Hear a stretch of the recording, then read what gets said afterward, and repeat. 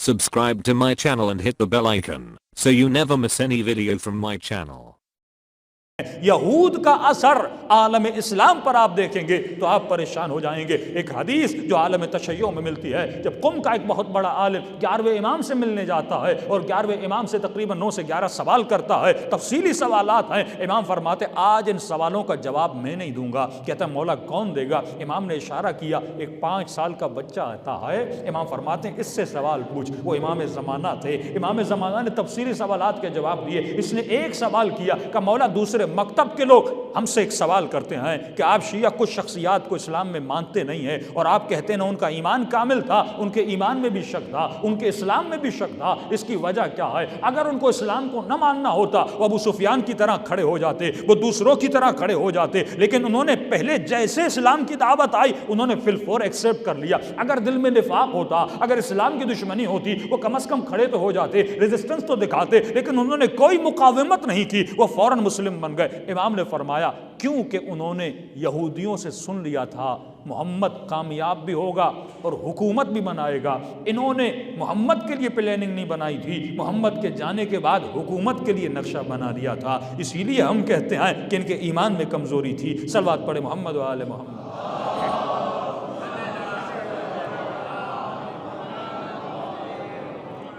کیونکہ ظاہر میڈیا کا زمانہ ہے، آپ کو گفتگو مستدلل کرنی پڑتی ہے، دلیل کے ساتھ گفتگو کرنی پڑتی ہے، کیونکہ آج وہ ٹائم میں اتنا وقت نہیں ہے۔ کل میں انشاءاللہ تقریباً 10 سے 15 حوالے جات ہیں، زمخشری کی کتاب سے، صحیح بخاری سے، طبری سے، شرح صحیح بخاری سے، جہاں سے آپ کو بتایا جائے گا کہ مسلمانوں کے اوپر یہودیوں کا کتنا اثر تھا۔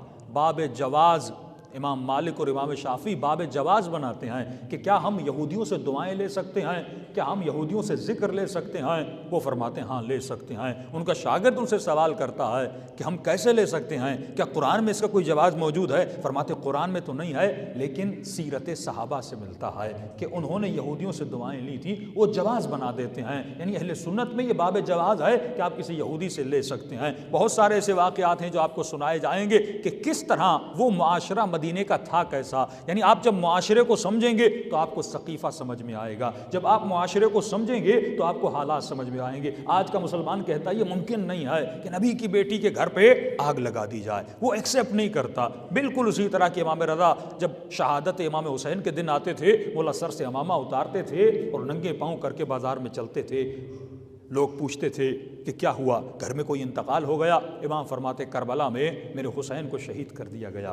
تو تعجب سے پوچھتے تھے جس کی شہادت کو اتنے دن گزر گئے لیکن منع ایسے رہے ہو کہ جیسے کل حسین کا انتقال ہوا ہو یا شہادت ہوئی ہو۔ امام فرماتے تو نے سچ کہا، اگر ہم شہادت اپنے دادا حسین کی شہادت کو ایسے نہ مناتے تو فرمایا جیسے مسلمان غدیر کو بھول گئے کہ غدیر ہوا بھی تھا، ایسے اگر ہم نہ مناتے تو آج تم بھی یہی کہتے کیا کوئی کربلا ہوئی تھی؟ کیا ممکن ہے کہ معاشرہ اپنے نبی کی نواسیوں کو بے چادر و مخنا بازار میں لے جائے، اپنے نبی کی نواسیوں کے ہاتھوں میں رسیاں باندھے؟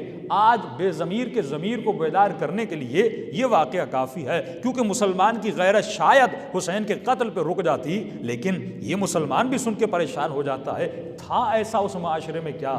کیوں یہ معاشرہ اتنا مردہ ہو گیا تھا؟ کیوں یہ لوگ اتنے بے ضمیر ہو گئے تھے؟ کیوں ان کی غیرتیں ختم ہو گئی تھیں کہ دیکھ رہے تھے یہ کس کی نواسیاں ہیں؟ یہ نبی کی نواسیاں ہیں، لیکن ہاتھوں میں رسیاں ہیں، ان کو قیدی بنا دیا جاتا ہے۔ تو جب تک معاشرے کو اسٹڈی نہ کیا جائے، آج لوگوں کے ذہنوں میں جمود پیدا کرنا بڑا مشکل ہے۔ وہ زمانہ ٹل گیا، وہ زمانہ گزر گیا کہ ہم لوگوں کے ذہنوں پہ لوک لگا لیتے تھے کہ اس سے زیادہ سوچنے کی ضرورت نہیں ہے۔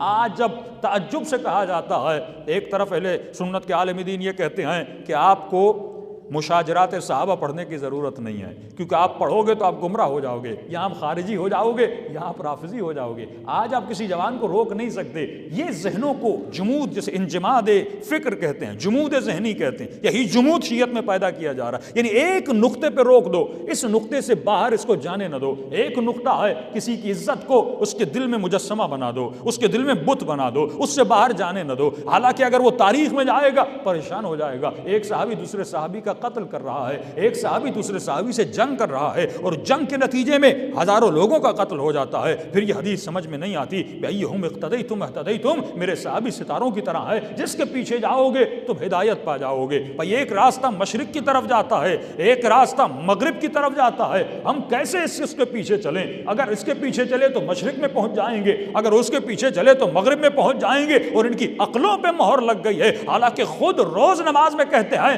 اہدنا الصراط المستقیم، خدا کہتا ہے راستہ ایک ہے، یہ کہتے ہیں راستے ہزاروں ہیں۔